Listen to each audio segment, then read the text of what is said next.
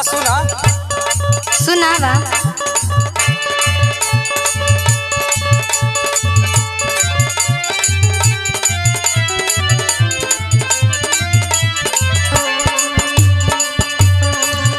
बैठला बैठल खालू तनिको ना लजालू मोरी बाबूजी हो।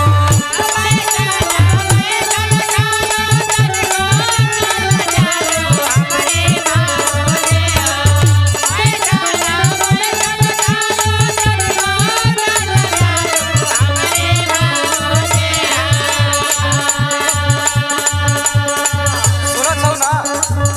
हाँ हाँ बोला।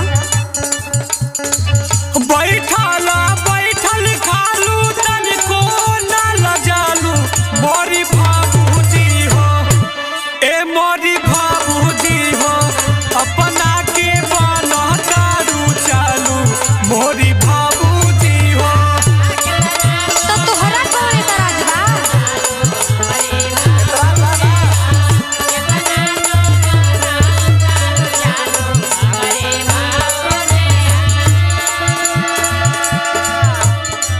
तो सुना।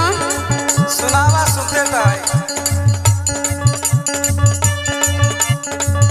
खाता नहीं अपने भातार के कमाई मोहर देवरू हो।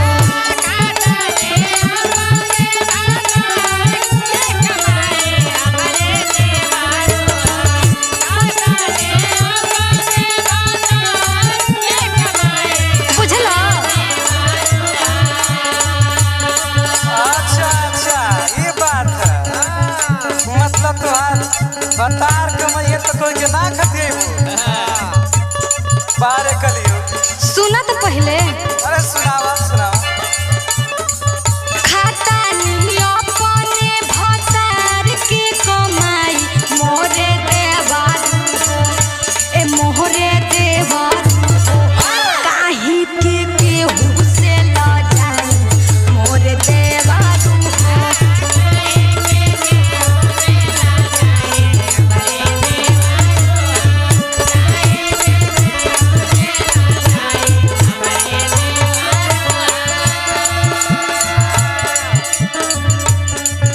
अच्छा ये बात है। यह बात। मतलब तुहार बतार कमाइए तो तू कोई के ना खतिए। तो का करब? हमारे भतार के कमाई हम खाई तू खइबा का? अरे भाई तो न होगा तो माए बाबू बड़ा भाई बा। अब ये का मतलब कि बिया हुआ तो कुल कमाई तो ही के दिया। फर्ज बा। अरे फर्ज ना तू गलत कहत हो। हम गलत ना कहता नहीं तू ही कहता। जमाना के देख के चलत है। एकर मतलब हा कि खाली बैठल खाइबू।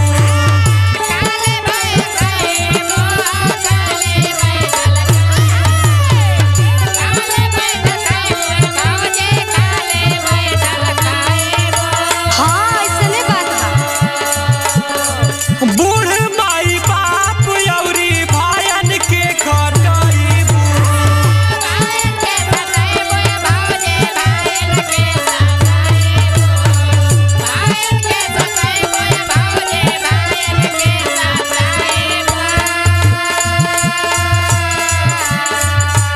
सुना सुनावा। ऐसा ही भी हक ना आयल बानी। हमार बाबूजी दहेज देले बाणे तब ना अच्छा आ कहले बाणे कि कोनो काम धंधा मत करी। 3 थान गहना लेके आइल बाड़ी।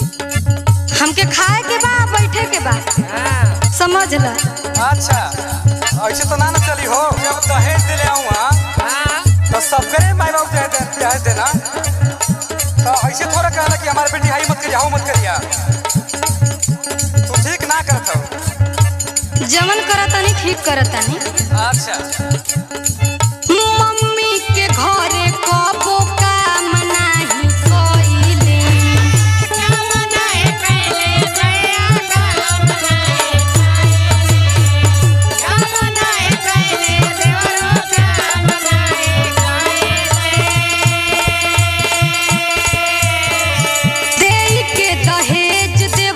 तोहरे घरे आइले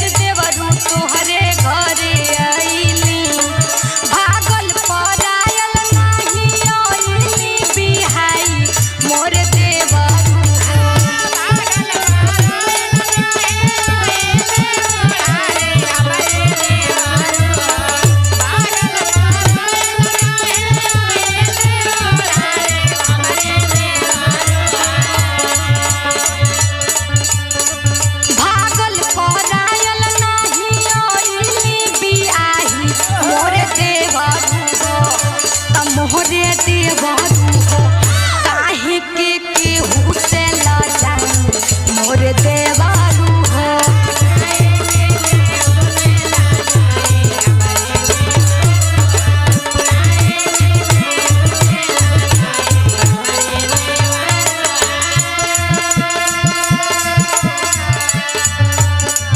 तो ठीक बा, हमरो बात सुने के। सुनावा सुनावा। जब तुहार विचार बा कि कमाई ना बोल के देबा, तू आज से अलगे बनावा खा। काहे के हम तो वही में बने। ना न बनी, ना चली। कैसे ना चली? अच्छा माई बनाई तो मत खाए यार। तू ना सुनावा। जायदा तू खाना अपन अलगे बनाई है। ऐसा कबू ना हो।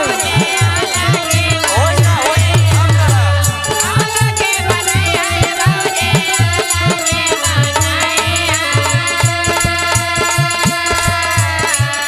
माई बनाई त खाए जानी आई है।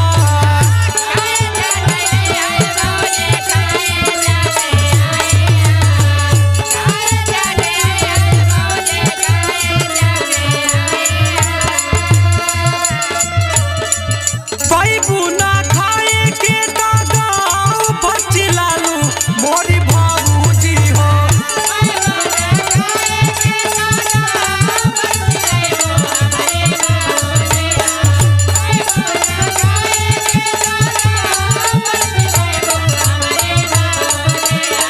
वो तो केहू भी खाना ना पाई तो चिल्लाई भाई। अच्छा पैबू ना खाए के दादा बचिलालू मोरी भाऊजी हो।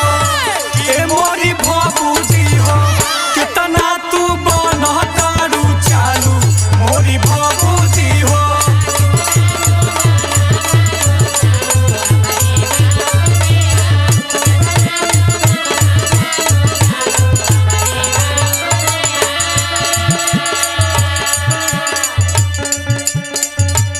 तो सुना।